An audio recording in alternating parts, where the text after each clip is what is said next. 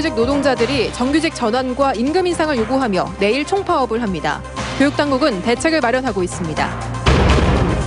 동남아 음식 소비가 늘면서 아열대 채소 시장이 빠르게 성장하고 있습니다. 하지만 재배기술과 유통망 확보 등 보안 과제가 적지 않습니다. 여름이면 어민들을 긴장하게 만드는 적조 발생에 선제적으로 대응하기 위한 대규모 방제 훈련이 통영 앞바다에서 진행됐습니다. 민선 7기 단체장들의 일년을 짚어보는 기획보도입니다.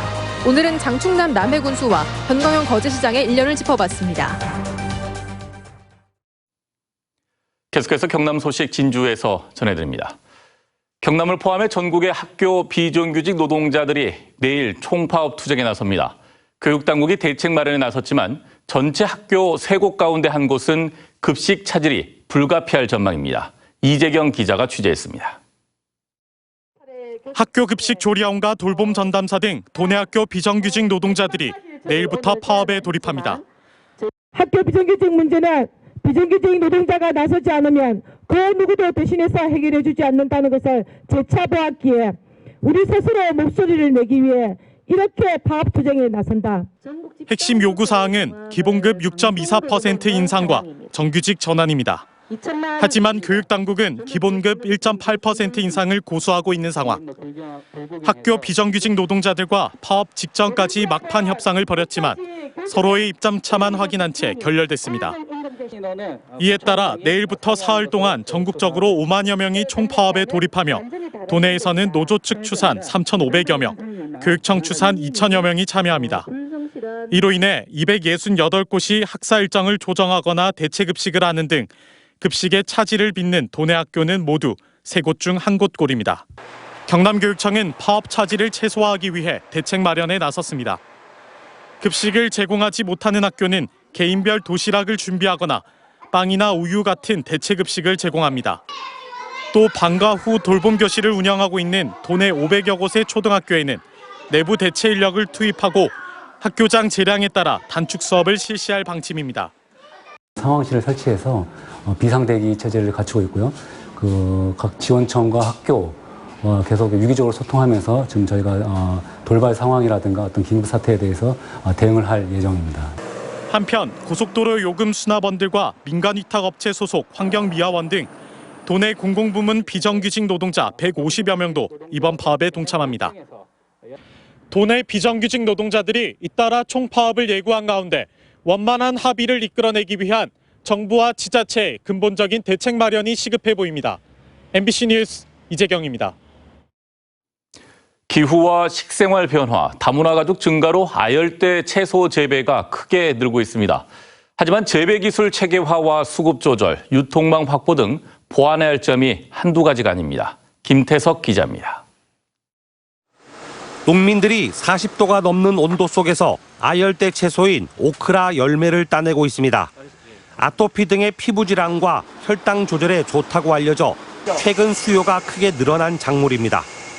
또 다른 아열대 채소인 롱비는 끝물로 곧 노지 재배 물량이 나오면 가격이 떨어지기 때문에 수확을 서둘러야 합니다. 캄보디아에서 많이 먹어요. 반찬도 만들고 돼지 이런 거 볶음 먹어요.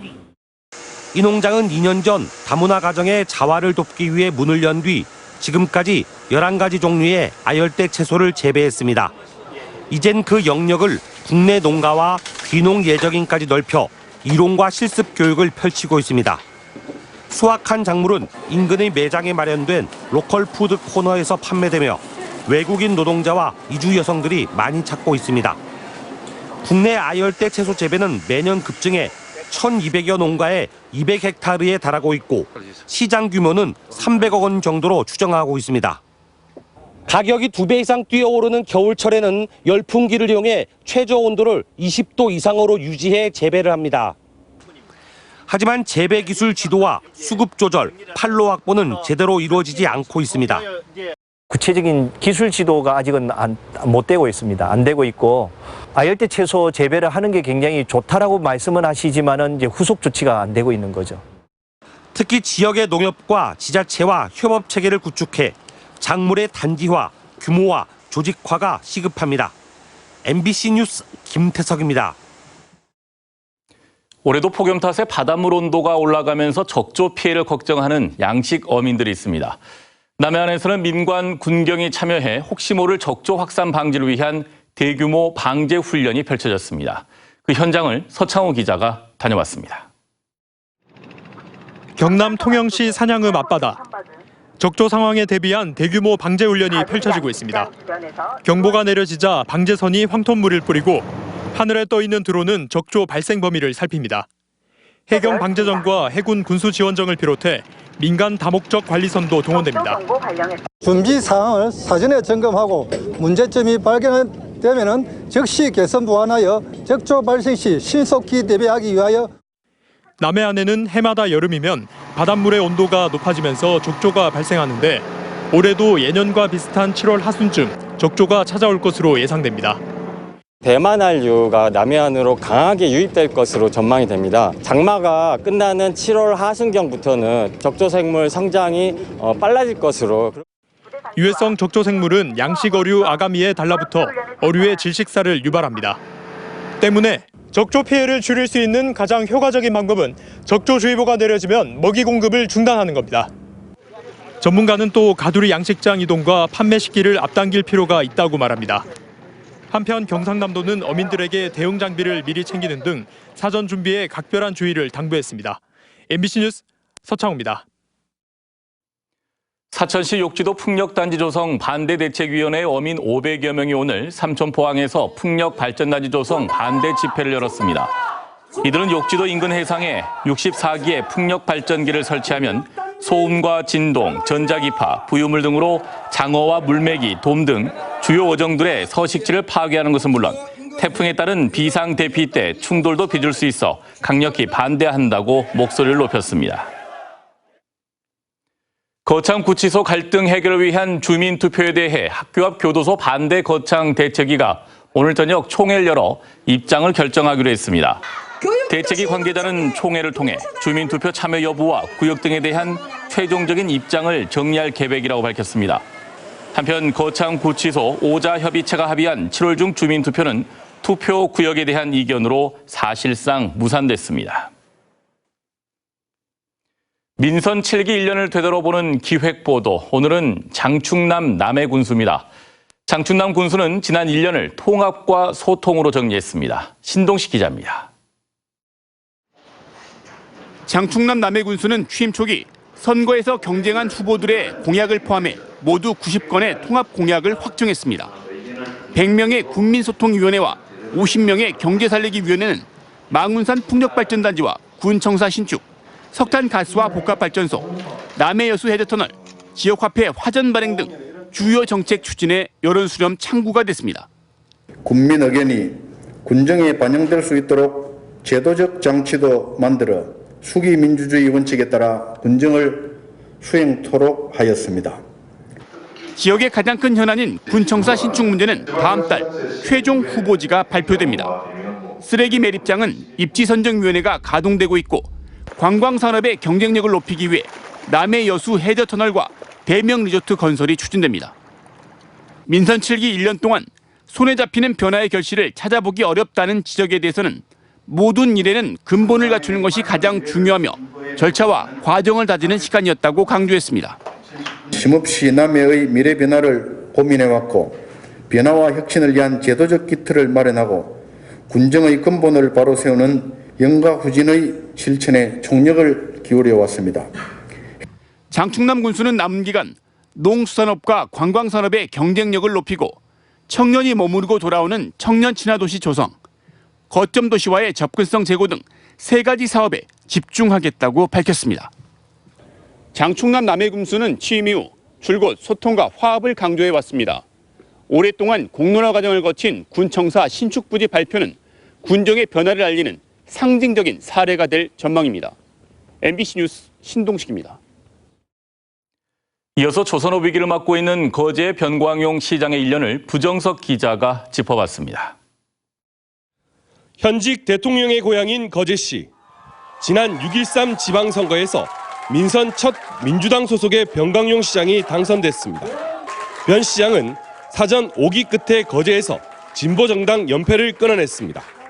대통령과 도지사 시장으로 이어지는 원팀에 경기 침체에 빠진 시민들의 기대감은 컸습니다. 새로운 거제를 만들고 조선업을 살리고 거제 경제를 살리는 일로서 실천으로서 성과로서 반드시 보여드리도록 하겠습니다. 병강용 시장 취임 후 1년 동안 거제시는 어떻게 변했을까? 우선 거제와 김천을 잇는 남북 내륙 고속철도 예비 타당성 면제 소식이 전해지면서 관광도시 조성에 기대감을 키웠습니다. 또 경남도가 거제 남부 관광단지를 지정 고시하면서 새로운 관광 인프라 구축도 가능하게 됐습니다. 다만 관광도시 조성은 대부분 장기 프로젝트로 시민들이 체감할 수 있는 경기 회복으로 이어지지 못했다는 평가입니다. 거제시의 전망대로 된다면은 상당히 거제로서는 새로운 기회가 된다. 그래서 그에 대한 대비를 이제 해가는 차원에서 어떤 관광 인프라라든지 관광시설 이런 것들을 이제는 좀 제대로 해야 된다. 여기에 올 초 대우조선 매각이라는 대형 악재가 터져 나왔습니다. 하지만 거제시와 시의회가 정부의 눈치를 보면서 시민 기대에 부응하지 못했다는 지적입니다.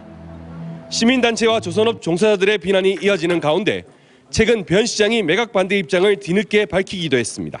국가 경제의 어떤 그런 부분만 고집하고 밀어붙이는 시대는 지났다. 이런 부분에서는 저는 뭐 정부든 청와대든 뭐 어떻게든 강력하게 저는 앞으로도 주장을 해갈 것이고. 이 밖에도 조선업 특별고용 지원업종 지정 연장과 국공립 어린이집 추가 건립, 시장 직속 4대 핵심위원회 설치와 민원센터 개설 등 지역 주민과 소통을 위한 기반을 마련했다는 평가입니다. MBC 뉴스 부정석입니다.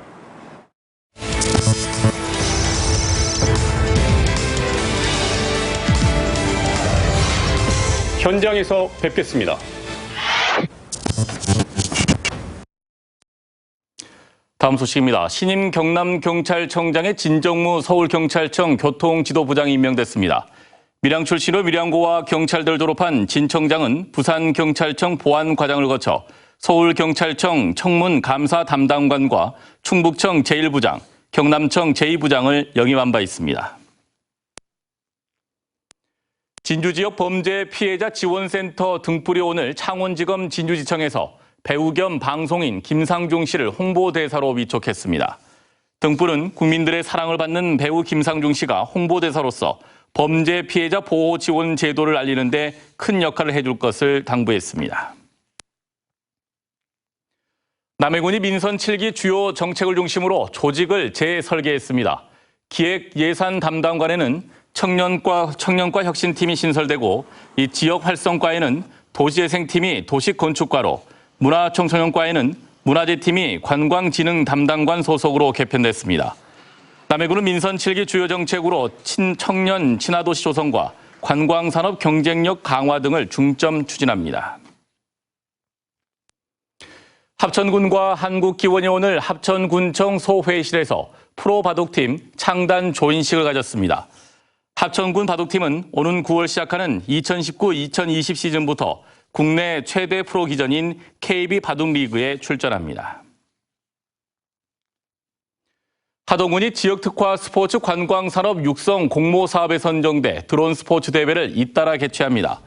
세계적인 비행기 경주대회 에어레이스를 참고한 하동 슈퍼레이스가 다음 달 중순 노량대교 앞바다에서 펼쳐지고 디스포츠 코리아 마스터즈 리그와 하동 8경 판타스틱 매치 등 3개 대회는 오는 11월까지 진행됩니다. 사천경찰서가 노인 복지시설의 동료 입소자를 흉기로 찌른 혐의로 72살 A씨를 현행범으로 체포했습니다. A씨는 오늘 오전 8시 40분쯤 사천의 한 노인 복지시설 입구 도로에서 미리 준비한 흉기로 같은 방에서 생활하는 71살 B씨를 찔러 중상을 입힌 혐의를 받고 있습니다. 한국토지주택공사 LH가 몽골주택공사와 몽골 공공주택 분야 협력을 위한 업무 협약을 맺었습니다. 몽골주택공사는 지난 2013년 설립된 몽골도시건설부 산하공기업으로 수도인 울란바토르의 주택 4만 가구 공급 사업과 징기스칸 공항 인근의 솔롱구 주택단지 공급 사업 등을 추진하고 있습니다. 지금까지 진주였습니다. 고맙습니다.